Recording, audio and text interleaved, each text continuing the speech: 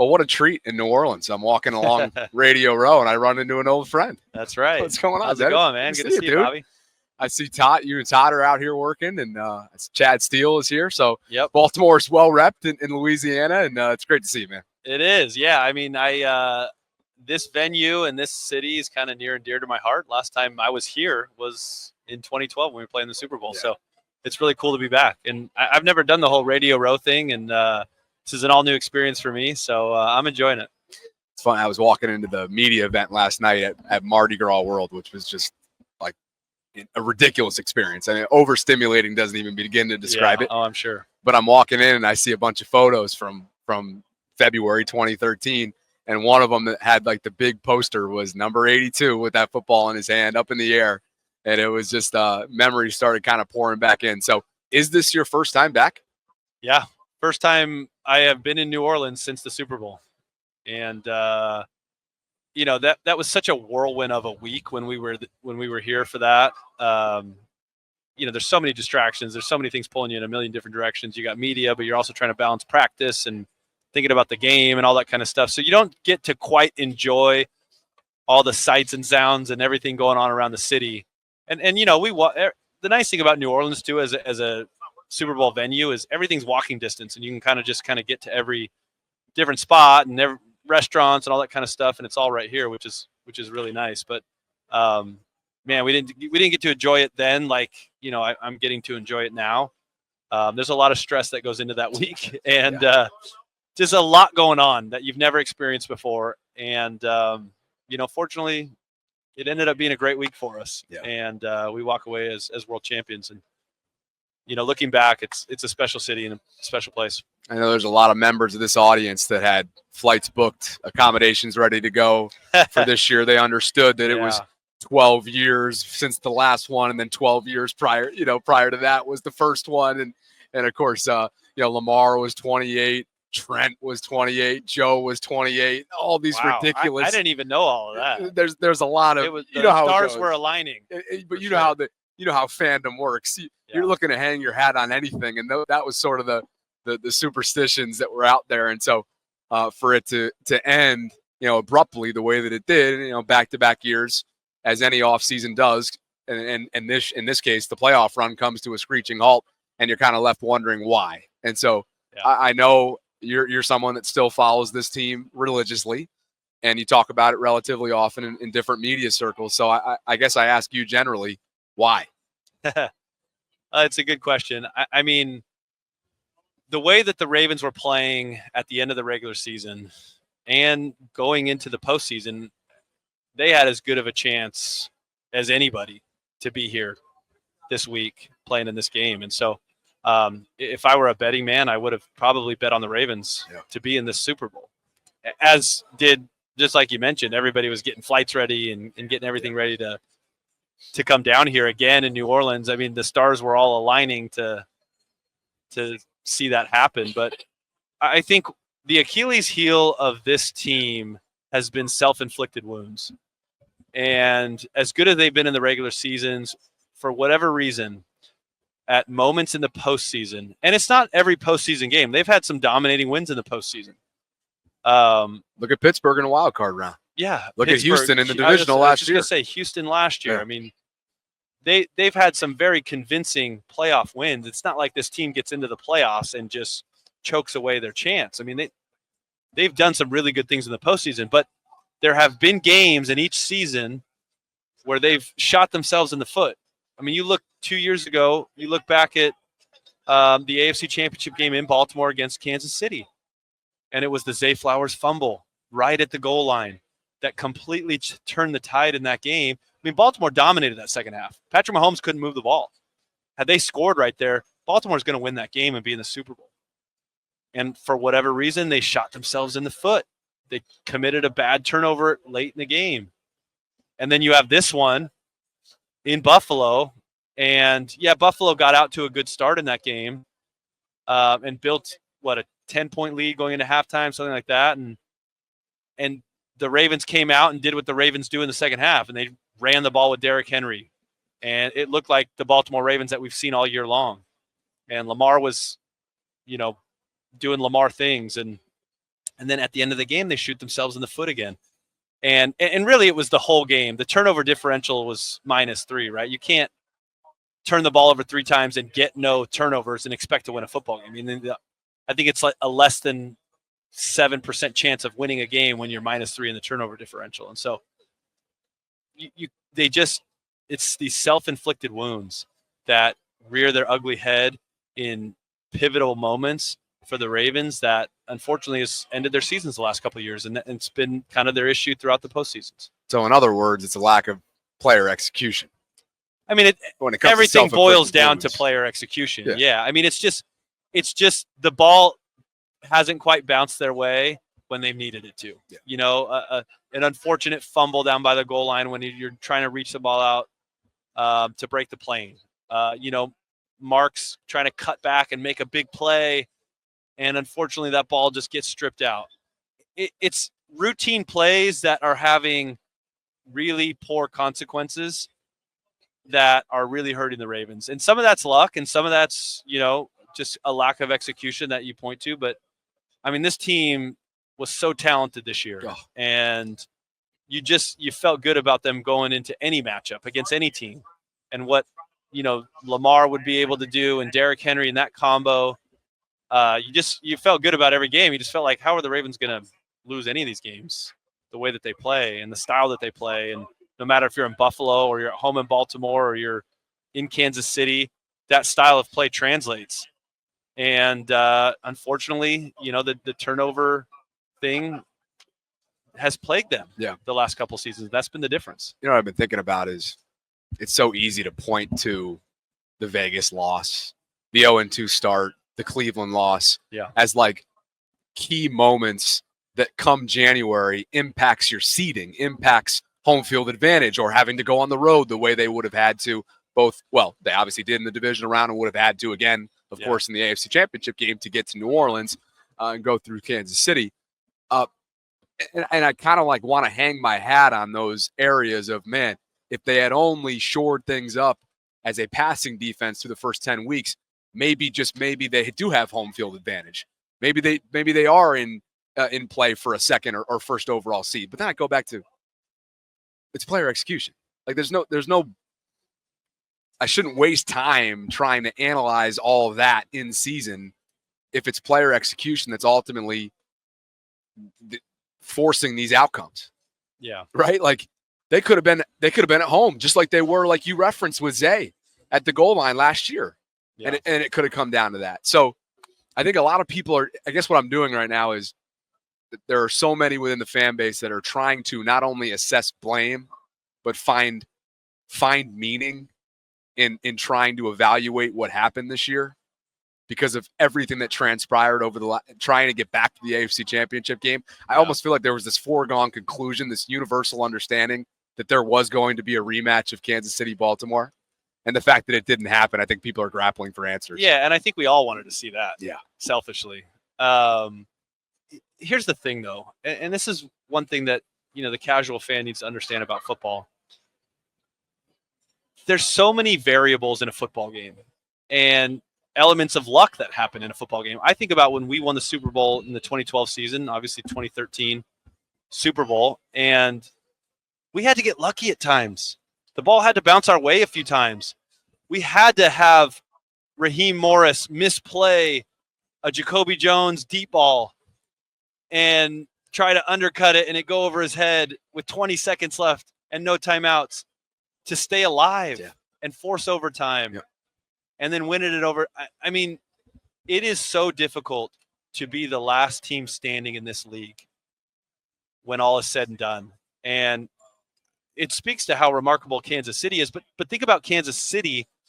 Had Zay Flowers not fumbled the ball last year, Kansas City's not going to the Super Bowl. Kansas City's not repeating. Kansas City's not here today saying, oh, we're going to win 3 in a row. There's elements of luck in this game that you sometimes can't control. And, you know, for whatever reason, the Ravens seem to get a little bit unlucky. Now there's people who are going to push back at that and say, well, it's not luck. It's, you know, luck is when preparation meets opportunity and all, you know, all those cliches. Yeah. And that's great. But there's some luck involved in sports, just in general, and things that have to go your way. And luck's maybe not the best word, but things have to go your way at times to make it all the way through the postseason and into the Super Bowl and be able to position yourself as one of those final teams. And we got that help at times through our postseason run, and every team needs it. Kansas City has gotten that help. Kansas City got that help last week against Buffalo with a poor spot. The refs spotted it farther back than what most people thought it should be. That's another element of luck or something that went their way that they had to have. If that doesn't happen and they convert that first down there, who knows? Buffalo probably wins that game. Yeah. And so there's just so much of that in football. I just don't like the narrative of we got to point the finger at somebody. We got to put blame on somebody. Fair. And unfortunately, Mark Andrews has taken a big brunt of that. And listen, rightfully so. Mark will be the first one to tell you he's got to make that catch. He can't fumble that ball in those situations. But you feel terrible for the player because he wasn't trying to fumble. He's trying to make a play.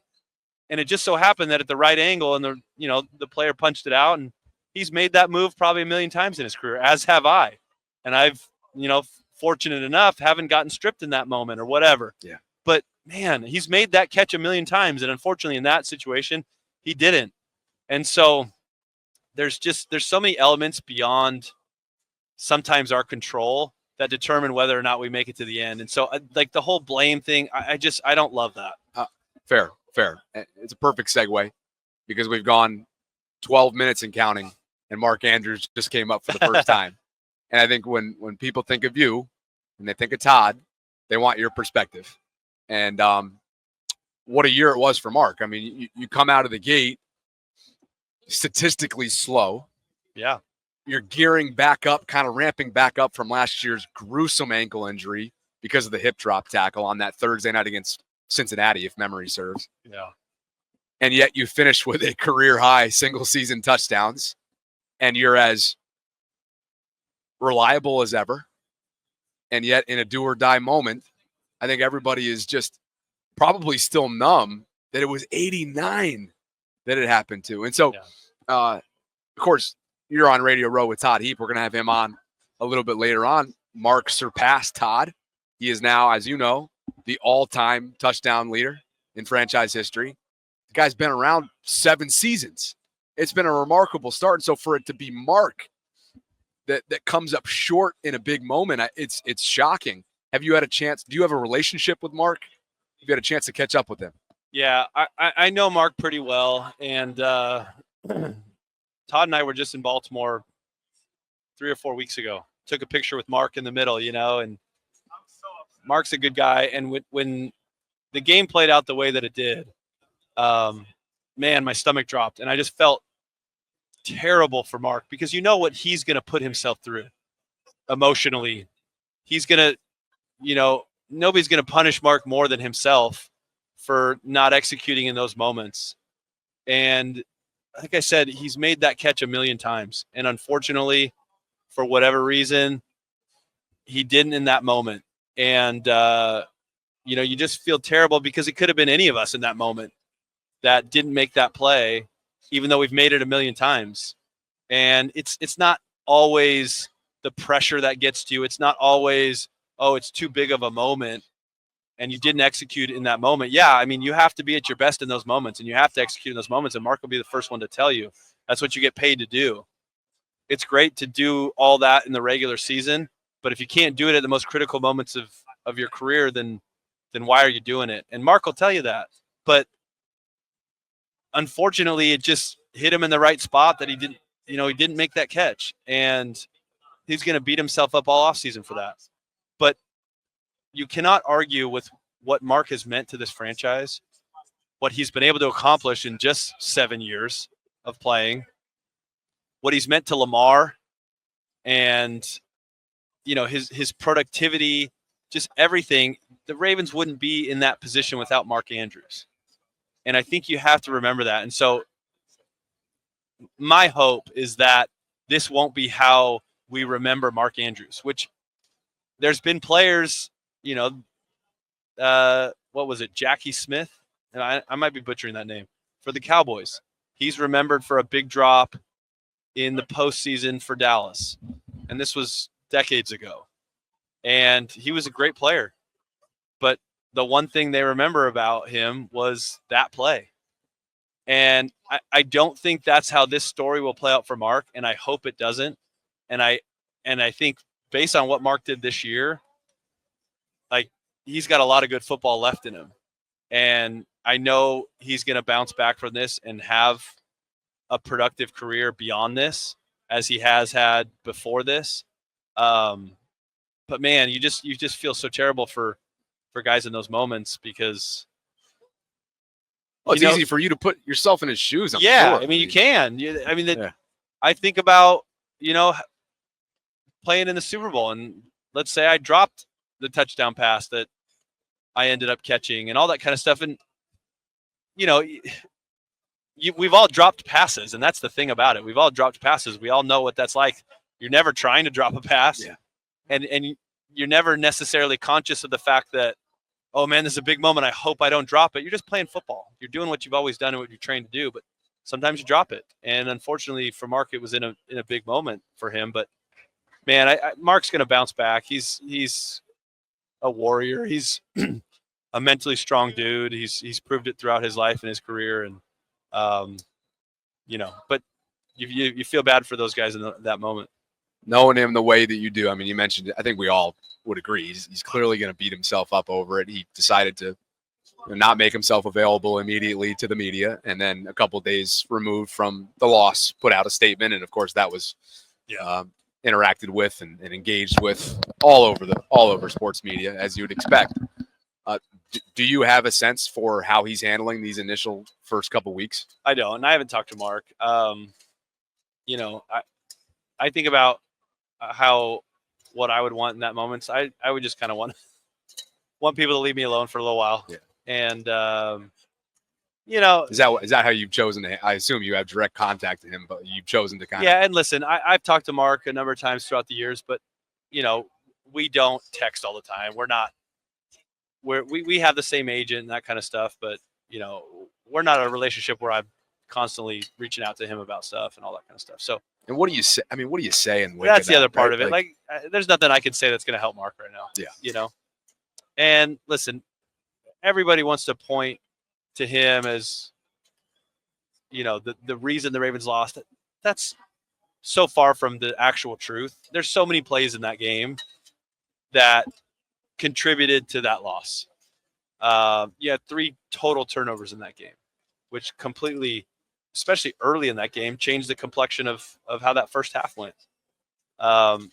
There's just so many plays you can point to, so many other drops and other penalties and other turnovers that contributed to that loss. And it's just so difficult, even though it's the last play, so difficult to point to, one play in particular for the reason that they lost. But unfortunately, that's what we do as fans, and that's what we do, and that's what the narrative will be. Let's shift gears here to some happier things. Yeah, please. All right, let's do that. And I think a good problem that the Ravens have is without question almost like an overabundance of talent in the tight end room. And I'm really curious to get your perspective on this, because you put Isaiah Likely on any other team, tight end 1, right? Or maybe not every team in the league, but a handful of teams at this point in his young career, you would think he'd be a hot commodity. So what do you make of the Ravens tight end room right now? It's, of course, still occupied by Mark, Isaiah, and Charlie. And where do you think they go from here? And how difficult is that if you are an Isaiah? You're someone who can speak to being in a tight end room that was plentiful and had plenty of talent. Yeah. I think it's a very talented room, number one. I don't think anybody would argue that. And you watch Isaiah Likely, and he is a very good tight end.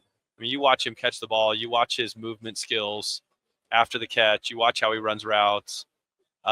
His ability to block, especially on the perimeter. Both those guys, Mark and Isaiah, are very good on the perimeter, blocking smaller DBs, whether it's an extension of the run game, quick screens to the outside, all that kind of stuff. They're very good at that. Blocking for, when Lamar pulls the ball in zone read type stuff out on the edge. You got to stay in the play forever. Yeah. Right? And you ever thought about that? Like, oh, I know. And, that was not an element of any of the offenses I played in. No. Flacco was not pulling the ball No. and running off the edge No. like they do nowadays. So it's a very different style of play. But those guys, and Isaiah in particular, really excels at that. And like you mentioned, he's a number one tight end on a lot of teams. And it actually was trending early on in the season, especially you got off that Kansas City game early on when he had a bunch of catches and kind of was, the catalyst for them offensively. And through the first handful of weeks of the season, Mark was not a big part of the offense. Yeah. There were weeks where Mark didn't have a catch, and Isaiah likely was the guy that was in there and kind of felt like a little bit of a changing of the guard at that position. But then, you hit kind of the midway period of the season, and here comes Mark, and he's back to looking like Mark and catching a million touchdowns and doing what he does. And so now you really have two number one tight ends on a roster, which is incredibly valuable because you put them both out there. And I haven't even mentioned Charlie, and Charlie plays a big role in this team. What a player he is. Charlie's very good on the line of scrimmage. And for what the Ravens want to do with him and Pat Ricard and the multiple looks they can give defenses in the run game, moving those guys around and pulling them and doing all kinds of stuff. I mean, it's impressive to watch. How about the tush push? Yeah, I know. I mean, How about Mark and Charlie being tush push guys for that? I know, it's incredible. If your number was called, would you be a willing participant? Man, I would. Yeah, I'd get under center and force my way forward. I'm not sure there's a lot of glory in that, but no. No, it's cool. I mean, they use those guys in such a variety of ways. And it makes it really hard on a defense when I can put 2, sometimes 3 tight ends on the field. Now, how do I match that defensively? Because most teams want to play some kind of a sub package with extra DBs on the field to slow down, most opposing offenses' pass game. But against the Ravens, well, now we have to load up with extra linebackers in more of a base personnel or a heavy personnel to slow down this run game. And if I have 2 tight ends in there, that's typically how teams are going to match it with more linebackers on the field. But now if my tight ends can run by people and they're tough matchups for those linebackers, well, now how do I cover that? And so it makes it really difficult in this whole chess game of football, how to match personnel, which is a huge underrated aspect of the game. And everybody talks about, plays versus this defense. A big part of the chess match is just matching personnel and being able to get the right people on the field against the right people. And it's very difficult to do when you have tight ends who can do both, block, run, create mismatches in the pass game and all that. And so that's, I think, what the talent in the tight end room brings. They bring kind of a diversity to, what they can do offensively. And it's impressive. Not to mention a 300-plus pound fullback who's able to catch the ball as well. And that's the thing. Patrick Ricard is, he's a tight end. He's a fullback. He can do all that stuff in the run game. Yeah. They throw it to him every now and then, and he makes a catch out in the flat. But, yeah, I mean, he's a huge contributor to what they do in the run game as well. And you really have 4 tight ends that all are part of that thing. Pending free agent, too, Pat. Yeah. So that'll be one of the decisions. Yeah. That they have to make moving forward here as the new league year begins and whatnot. But love to get your reaction to some of the conversation within the fan base about a true X wide receiver. You won a Super Bowl with Anquan. Yeah. And he had those measurables. He was that prototypical kind of guy. Do you believe that Lamar not having one of those types of assets is keeping this team away from where it needs to go? Or because of his clear love for tight ends, can that get them above? Like, is that an element of the game that you would be that you would acknowledge as something you want to see before it's all said and done for Lamar? No, I think they have everything that they need to win the Super Bowl. I thought they had it last year. I thought they had it this year. And again, just because they fell short doesn't mean they didn't have the right roster. They didn't have the right people in the building. In my opinion, they did. And they just, unfortunately, for whatever reason, didn't make the plays when they needed to make them, shot themselves in the foot and lost some of those games. But I don't think the approach, I don't think their formula that they've had the last few years can't win the Super Bowl. I think it absolutely can. the way that they've dominated teams throughout the regular season and in a lot of these postseason games as well, the formula's right. It's just they got to make the plays and execute when they're there and not hurt themselves. And that's all it boils down to. I mean, with Zay Flowers and what he's able to do, and listen, there was no Zay Flowers in this postseason. And that was what a lot of people forget. Yeah. He's a huge element to what they do because not only, his extension of the run game, taking jet sweeps and quick screens and all that kind of stuff, but his ability to take the top off of defense was incredibly underrated. Just his sheer presence alone being out there to have to account for that. Totally. Not having that, trying to substitute it with a Steven Sims or a Tylan Wallace. It's not the same. It's not the same. And people forget that. And so with a healthy Zay Flowers, with a still emerging Rashad Bateman, he's still coming into his own as a receiver. And he had a great year this year. And can even increase his role next year, moving forward. They have everything they need in the building. They just got to get past the hump, and that's all it is. Would it help to add another receiver? Sure. And I'm sure that they're looking to do that, but I don't think it's necessary for their success. I think they've found out if you have Lamar Jackson, that's necessary for your success. Derrick Henry on top of that, also an important factor in that. But, man, with Lamar Jackson, you put, some pieces around it. You don't need every piece. You put some pieces around it, you're going to be successful. Let it be remembered, a legacy drive with the game on the line. He goes 90 yards with Tylan Wallace and Anthony Miller as his receivers. No Zay, as you pointed out, no Rashad. Right. No problem. I mean, if that isn't exhibit A for why MV3 will be his 24 hours from now, I don't know what is. He makes every single supporting cast that he's ever had at his disposal better. Yeah, no, I agree. And there's a lot of talk who deserves the MVP, Josh Allen or Lamar Jackson. And I mean, the numbers speak for themselves. Lamar's never had a better year by his standards. He's won 2 MVPs with worse numbers. Yeah. His numbers just compared to Josh Allen aren't close, to be completely honest. Now, the one thing that Josh Allen does have over Lamar is just regular season record. The Bills had a better record. And unfortunately, in this league, quarterbacks are solely judged on wins and losses. And so all of those statistics aside, even though Lamar surpasses Josh in all of those categories, Josh has wins, and especially, in the postseason. And I know this is a regular season award, but everybody knows how the postseason played out. And it's going to be a factor too. If I were guessing, I would think Josh Allen wins this award. If I were voting, I would give it to Lamar Jackson. But you saw the All-Pros shakeout, didn't you?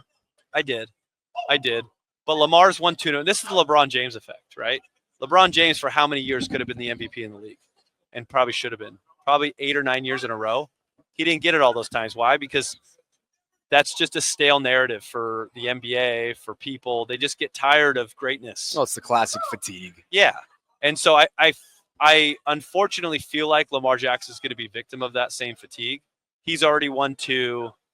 Yeah, he's having another great season. The Ravens are great and all that. But Josh Allen's never won one. And there's going to be that excitement around him being a new MVP that's going to unfortunately play against Lamar. Now, I don't know how it's going to shake out. I'm just guessing here. I'm guessing based on what I've seen, trends in the past and all that. But like I said, I think Lamar deserves it. And he's won MVPs with, having worse seasons than what he's, put together this season. He was tremendous. And what he did in the postseason with, some receivers, which I'm watching the game, and some of those receivers, I'd never heard their name before. And I follow this team closely. And I'm like, man, that can't be good. Right. And he leads them down again and again and continues to answer the bell. But, it's going to be close. And if the All-Pro designation is any indication of how the MVP is going to go, it is going to be Lamar. But my guess is it's going to shake out a little bit differently. When you look at the voters, though, we've dug we've dug into this. You guys have obviously done your research. I'm guessing here off the top of my head. It's essentially the same voting community. Yeah, that's good. Committee-wise. Now, there's a difference in measurement. Is that where you're going? Well, I was going to say this. A lot of times in these awards, right, you see it in college football a lot, like a guy wins the Heisman, but they may give another quarterback or whatever the Maxwell Award or whatever. If it's the same voters, they might say, well, let's give Lamar Jackson the All-Pro, knowing Josh Allen's going to be our MVP. And so there may be some of that. I'm hoping there's not. I'm playing devil's advocate here, obviously. I'm with you. Yeah. I would love to see Lamar win it again. And listen, I'm a Josh Allen fan. If Josh won it, I think it's great for the sport too. Yeah. But I think Lamar is the most deserving of it because Lamar Jackson is everything in Baltimore. Yeah. I mean, you think about what he does. And Derrick Henry was a huge catalyst for all of their offensive success this year. But Derrick Henry doesn't have the year that he has if Lamar Jackson's not the quarterback. Exactly. Let's be honest. Exactly. With ourselves. And the same could be said for all the running backs that have come through Baltimore since Lamar's been Absolutely. here. Kenyon Drake comes to mind. Maybe not Melvin Gordon. He had a cup of coffee in Baltimore. But you name the amount of running backs that had either their careers resurrected or just showed so much more pop than they did in their previous stops. Totally. It's all because of the same guy. Yep. And year in and year out, he does it. And so, anyway, NFL honors coming up tomorrow night. I will tell you this. Sarah and I learned earlier today. We kind of yanked it right out of him. Mike Florio's vote going to Lamar. So we know at least awesome. One MVP voter. He's sitting right in this seat right now, and I'm like brushing the shit out of him, you know? So that's awesome. Anyway, 60 seconds or less. Can you give everybody a life update? What's up? And then what you and Todd are here promoting. Yeah, totally. So life has been good. We live out in California. We're a long way away from Baltimore, unfortunately, but we make it out to Baltimore often. Baltimore is a great spot and obviously near and dear to our hearts and a special city. It's a bummer. You're losing Jimmy back to Maryland. I just found out the other day. Jimmy Smith. Oh, is that right? Yeah, he's moving back to the Maryland area. He came on my pregame show during one of the. Well, good for Jimmy. Yeah, I don't know where he was out there. Yeah, but and whereabouts are you? We're in Orange County, Southern California. Yeah. Yeah. Were you safe? We were safe. Yeah, we were about an hour south of all the LA fires and all that kind of stuff. So we fortunately weren't impacted much by those, but unfortunately, yeah, it was a mess up in LA and a lot of people displaced and impacted and tough situation. But coaching at all? Coaching the kids or? I help out at the high school down in our area. Yeah. I am a volunteer coach down there, which is a ton of fun. And I'm coaching a million sports with my kids. We got 4 kids and from 11 years old all the way down to 2, which our 2-year-old's not in sports yet, but you got a 2-year-old? Yeah. This I did not know. I'm still in it, man. You and I have not connected in a long time. I did not know that. Yeah, okay. Head down. We're in the trenches right now with the kids, but it's so much fun. And you went back, got your degree a couple of years ago. I finished my degree. Love that photo. BYU. Love that photo. That was an important milestone for my mother in particular. Yes. She wanted to see her son be a college graduate, which when I left for the NFL, I was about a semester short, so I had to take a couple more classes and finish that up, which congratulations. I was happy to do. Thank you. But yeah, our latest business venture, and you mentioned Todd Heap, and actually Joe Flacco's involved as well. Couldn't convince him to come out and do media? Yeah, we couldn't convince Joe to come out and do Radio Row, shockingly. Oh, man. And we'll give Joe a pass. He's still playing, but no. So we're all involved in a company called Cadx Cleats, and it's a really cool, innovative company. They have put a lot of innovation and technology into the cleat plate bottom, and they have something called Smart Stud technology. And so the studs on the bottom of the cleats can flex in different positions. They can spin and rotate, and basically what it does is it reduces rotational forces on your lower extremities. So it takes some of that load off your knees and your ankles and all that kind of stuff, and can make the game a little bit safer from the ground up. And there's been so much talk about, field conditions over, across the NFL, across football and all that. What's better, turf or natural grass and all that stuff? Well, this cleat can address those concerns no matter what playing surface you're on. And, it can help reduce non-contact injuries. It can also just help the the wear and tear and load on your legs and knees and ankles and all that kind of stuff that you go through practices and games and all that kind of stuff. And it's really a cool product. I mean, Todd and I got involved pretty early on. It was probably 8 months ago. This company's only really been around for a year, and it's just I was going to say, you said they're Baltimore-based too, right? So they're a Baltimore-based company. It's awesome. That's how I have to reach out. Yeah, that's how we first kind of got connected with them. And you can go on the website and order cleats now. Just for pretty much the last 2 months, we've launched sales, and you can buy them or direct to consumer right now on our website, Cadx.com. And how do you spell that? Caddix. Okay. 2 D's, 1 X at the end, and it's been awesome. I mean, we have about 20 NFL athletes right now that wore them last season. Flacco wore them all throughout the year in on the Colts, and Matthew Judon, old Baltimore guy, he was wearing them the latter half of the season. Yep. Loves them, coming off the edge in Atlanta. Juan Thornhill from the Browns, a number of guys across the league, and even more wearing them in practice. And we get DMs and messages from guys pretty much every day wanting to wear them, wanting to try them. And so it's been fun. It's been a fun venture that we've been a part of, and we've seen it kind of just skyrocket the last handful of months since this football season's been going, and it's been a fun thing to be a part of. Caddix.com. Yep. Baltimore based. There you go. And 1 year in.